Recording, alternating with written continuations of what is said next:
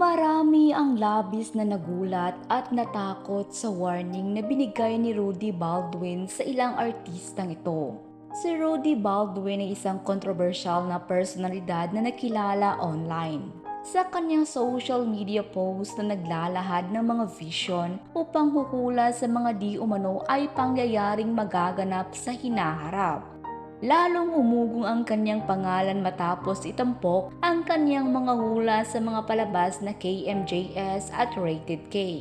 Matatanda ang naging usap-usapan si Rudy dahil nahulaan raw niya ang pagpanaw ng veteranang aktres na si Sherry Hill. Magaling na artista umano ito at sumikat mula noong kabataan niya. Para sa ilang netizens ay tila si Sherry Hill nga ang tinutukoy sa pangitain na ito. Ganun na rin ang pagpanaw ng veteranong broadcaster na si Mike Enriquez at ng komedyante na si Joey Paras ay nakita niya rin sa kanyang pangitain. Muli ding pinalikan ng netizens ang hula ni Rudy tungkol sa kanyang 2023 predictions noong 2022. Ayon kay Rudy ay may artistang lalaki na kikitilin ang sariling buhay. Kaya muling umugong ang prediksyon na ito ni Rudy noong pumanaw ang veteranong aktor na si Ronaldo Valdez. Ganun na nga rin ang pagpanaw ni Jacqueline Jose ay tila nahulaan din niya.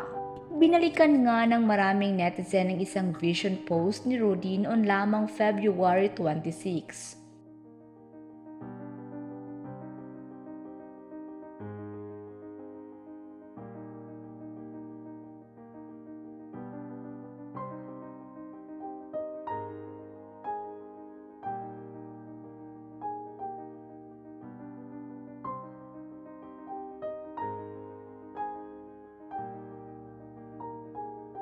Iyan nga ang ilan sa mga hula ni Rudy noong February 26 at agad namang naisip ng mga netizens na si Jacqueline Jose ito. At ngayon ay may ibinahagi na naman si Rudy na pangitain niya sa mga sikat na personalidad.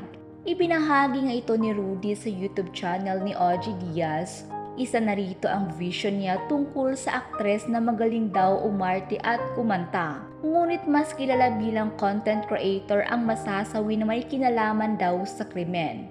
May vision pa nga ito na dalawang veteranong artista na maaatake umano sa mismong shooting. Itinakbo daw agad sa ospital ngunit ito ay nasawi rin.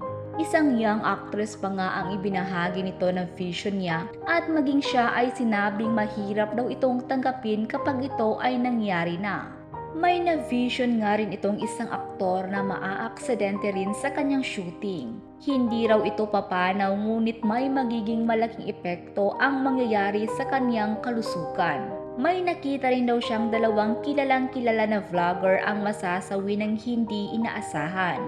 Samantala, isa nga rin sa napag-usapan ni Rudy at Ogie ay si Kris Aquino. Ayon nga kay Rudy ay talagang lumalaban naman si Kris sa kanyang pinagdadaanang sakit na yon.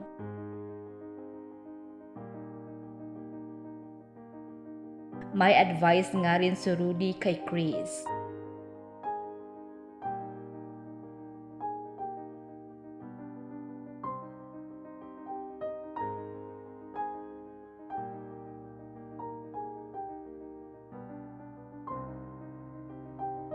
Ang ibig sabihin daw ni Rudy ay minsan hindi na doktor ang nakakapagpagaling at makakatulong dito. Wala naman daw masama na magpatingin lang si Kris. Hindi naman diretsahang sinabi ni Rudy na nagpatingin si Kris sa mga faith healer, ngunit sana daw ay makita niya ito ng malapitan. Ngunit may mga netizens nga ang nagsasabing subukan din sana ni Kris na magpatingin kay Rudy.